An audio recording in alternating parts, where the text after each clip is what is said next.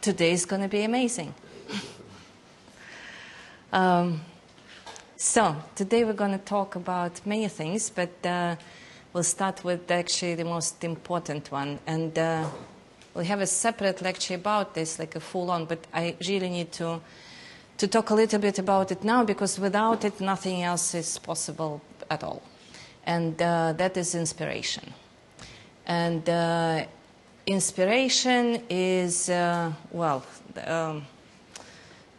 no project, no creative project can be done without it. And there is a big question, where do you find it and where do you get it? But first I want to tell you a story. In Russian language there is a word, obraz, which means an image, an inspirational idea.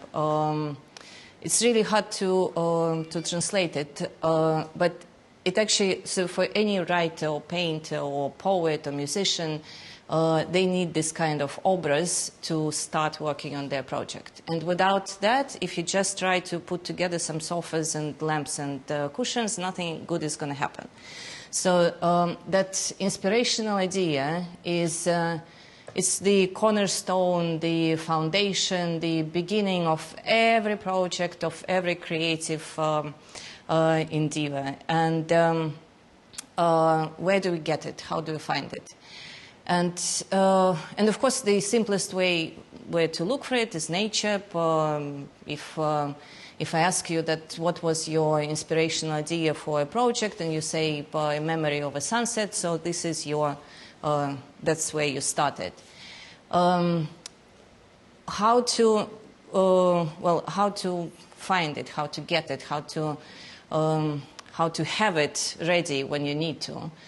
There is a simple thing. It's to create, to collect all those beautiful moments that surround us every day, and to have your box, your room, your storage, warehouse of those creative ideas.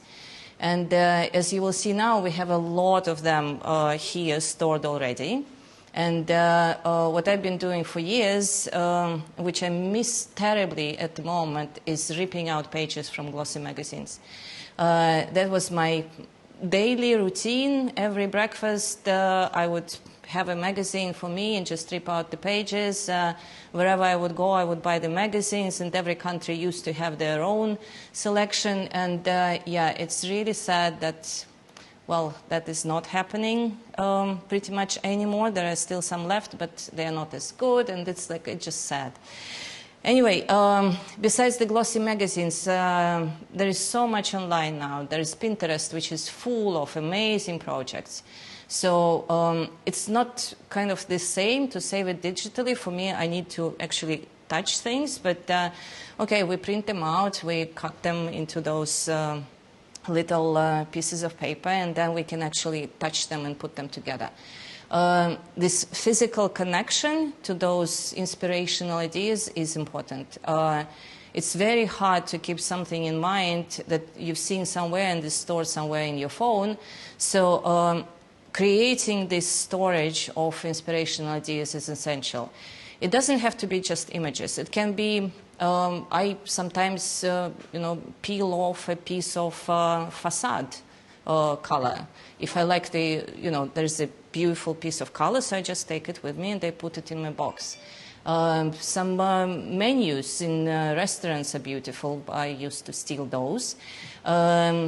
And it can be anything, really. It can be a feather that you see. It can be a leaf that has fallen down. It can be absolutely anything. So putting together this storage of ideas is important. And then during my lectures, many years ago, a student asked a question, can this obraz, this inspirational idea, can it be stolen? Can it be somebody else's, and can you steal it? And can it get old? Can it expire and be rotten?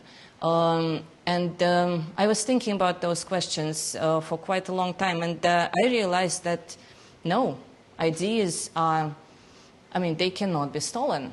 Inspiration is for everybody to take, and if I'm inspired by exactly, let's say, this picture of a blue glass, just like everybody else's, let's do that. Let's enjoy this blue glass and let's do the most of it. And the beautiful part is that each of us will find their own inspiration in the same object, the same picture. And can it get old? No, it doesn't.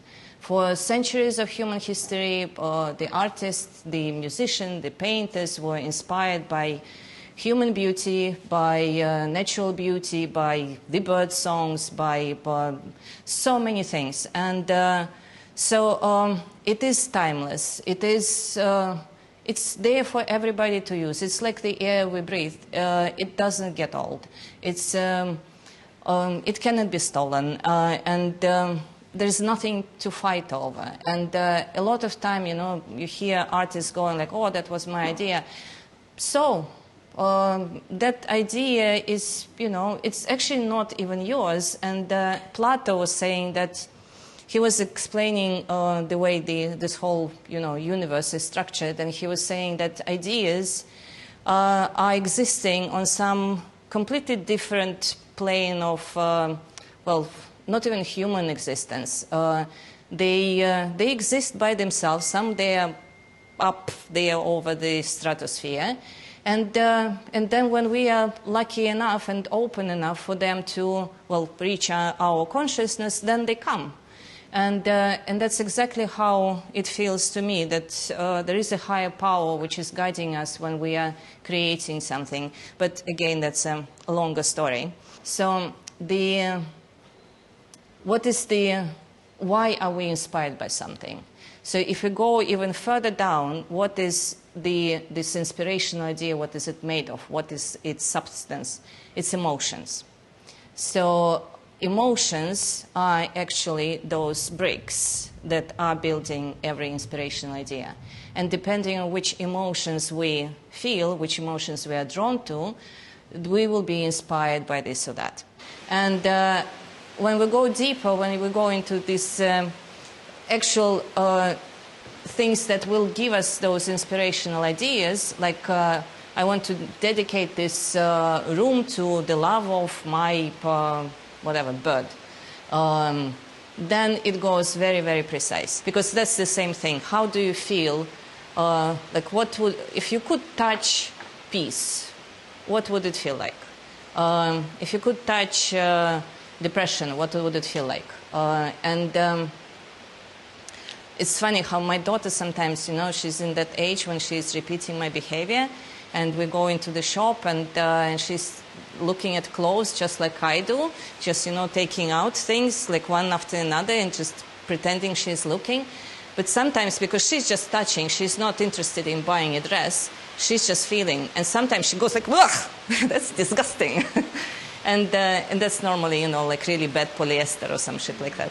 So, yes, materials, that's another big story. But okay, let's continue with the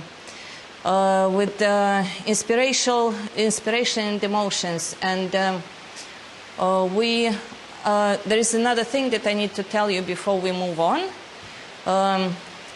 Long time ago, I came up. My God, this rain is just. Anyway, so I came up with, let's call it theory of priorities.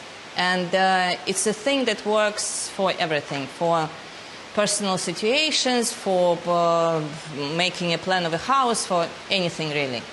And basically, let's say that we're making a plan of a garden. So the theory of priorities works this way. So you have a garden to plan, and you have no idea what you want to do, you have no creative idea, you have no image in your head, so you start with the system of priorities. So you just make a list of things what this garden needs to consist from. It's going to be some place for breakfast, there will be some trees, there will be some flowers, there will be some vegetable garden, there will be hammocks, there will be, if you have kids, there will be some place for kids to play in, maybe a fish pond, what else? Well, that's enough, yeah, barbecue.